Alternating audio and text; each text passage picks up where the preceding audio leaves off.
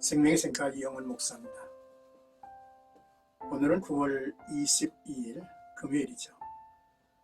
민수기 묵상 84번째 시간입니다. 32장 28절에서 42절까지 조건부 승인이라고 하는 내용입니다.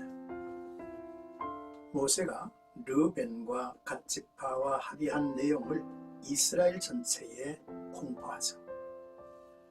그런데 이 명령을 차세대 지도자들인 엘라살과 여호수아 그리고 각 지파의 수령들에게 전달하죠.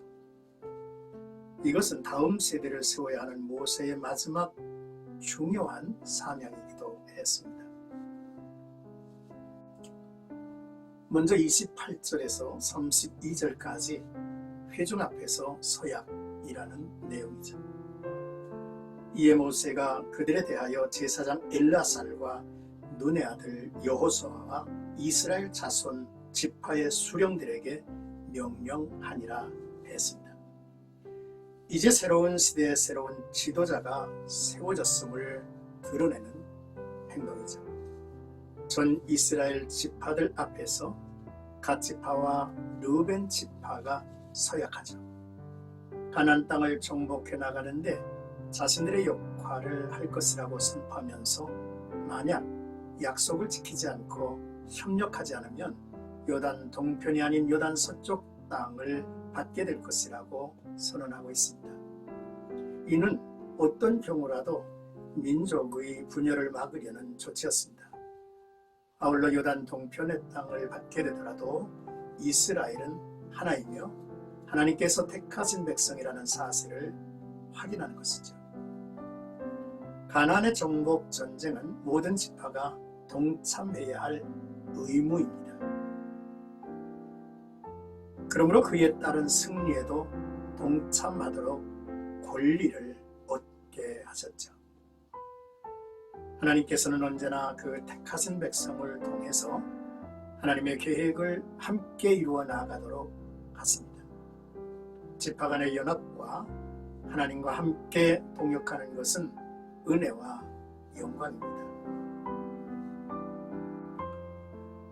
이제 33절에서 42절까지는 르벤과 갓 그리고 므낫세 반지파의 성읍이란 내용입니다. 모세가 르벤과 갓 지파 그리고 므낫세 반지파의 요단 동편의 땅과 성읍들을 주었고 그들은 그곳에 성읍을 건축하고 목축을 위한 우리를 지어서 자신들의 터전을 만들었습니다. 여기에서 므낫세 반지파는 요단강 동편을 얻겠다는 청원을 한 번도 하지 않았습니다. 그럼에도 길르앗의 기름진 땅을 분배받죠. 분명 그 원인이 있을 것입니다. 므낫세 지파의 반은 길르앗을 점령하고 아모리인들과의 전쟁에서 충성된 모습과 헌신으로 중요한 역할을 감당했기에 그들 역시 땅을 분배받은 것입니다. 이들은 얼마간 평화로운 생활을 했습니다.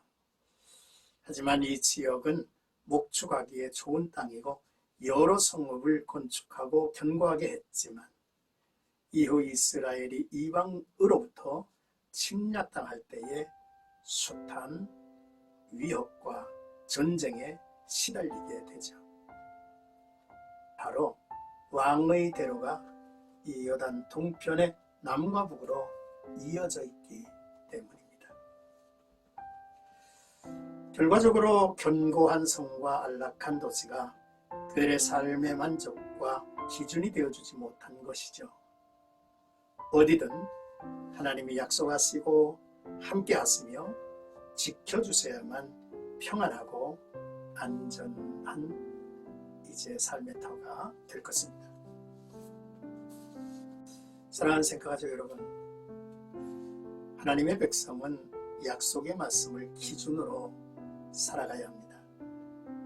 그 뜻을 이루는 것을 목표로 삼아야죠. 그래서 사람이 무엇을 보느냐가 참 중요한데요. 그러나 안일한 마음과 안목의 정욕이라는 눈으로 보면 결국 타락하고 말죠. 롯의 경우가 그렇습니다. 아브라함이 롯에게 우리의 거처가 좁으니 네가 선택하라, 남은 지역을 내가 선택하리라 했죠. 롯이 눈을 들어 요단 지역을 바라본 즉 소알까지 온 땅에 물이 넉넉하니 여호와께서 소돔과 고모라를 멸하시기 전이었으므로 여호와의 동산 같고 애굽 땅과 같다 하라. 그러므로 롯이 요단 온 지역을 택하고 동으로 옮기니라고 성경은 기록하죠. 훗날 그것이 멸망의 성 소돔이 되었다는 사실을 우리는 알고 있습니다. 무엇을 보느냐 중요하지만 어떤 눈으로 보느냐가 중요합니다. 하나님의 약속의 말씀을 통해서 세상을 보고 살아가는 성도가 되었으면 좋겠습니다. 많은 재물, 편안하고 안락한 처소, 기름진 음식과 풍요로운 삶만을 구하지 말고 주의 뜻을 이루며 사는 편을 택해야 행복한 삶, 영혼을 잇대어 놓은 삶을 이룰 것입니다. 뿐만 아니라 하나님의 나라는 함께 수고하고 함께 세워가야 할 의무가 있습니다. 뿐만 아니라 그런 의무에 이어서 하나님의 나라의 기업의 권리도 함께 누리게 되죠. 믿음 안에서 더불어 함께하는 법 배우고 믿음의 눈으로 세상을 바라보고 또 저 높은 곳을 향하여 가는 아름다운 성도들의 모습이 이날도 나와 여러분들에게 있기를 주의 이름으로 축복합니다.